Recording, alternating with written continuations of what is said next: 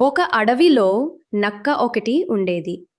ఆ అడవిలోనే ఓ పశువుల కాపరి గుడిసె వేసుకుని నివసించేవాడు. అతడికి కోళ్ళు, కుక్కలు, బర్రెలు, ఆవులతో పాటు మేకలు కూడా ఉండేది. వాటిని అడవిలో మేపి పాలు పితికి జీవనం సాగించేవాడు కాపరి. ఆ గుడిసెలోని చిన్నవైన మేక పిల్లలపై నక్క కన్నుపడింది. ఎలాగైనా సరే వాటిని తినేయాలని అది చాలా కాలం నుంచి ప్రయత్నిస్తోంది. అయితే వాటికి ఎప్పుడూ తల్లి మేక కాపలాగా ఉండటం వల్ల దీనికి సాధ్యం కాలేదు. ఒకరోజు తల్లి మేక మేతకు అడవికి వెళ్ళటంతో చిన్నవైన పిల్లలు గుడిసెలోనే ఉండిపోయాయి. తల్లి మేక వెళ్తూ వెళ్తూ తాను తప్ప ఎవరూ వచ్చి తలుపు తట్టినా తీయవద్దని పిల్లలకు జాగ్రత్త చెప్పి మరీ వెళ్ళింది.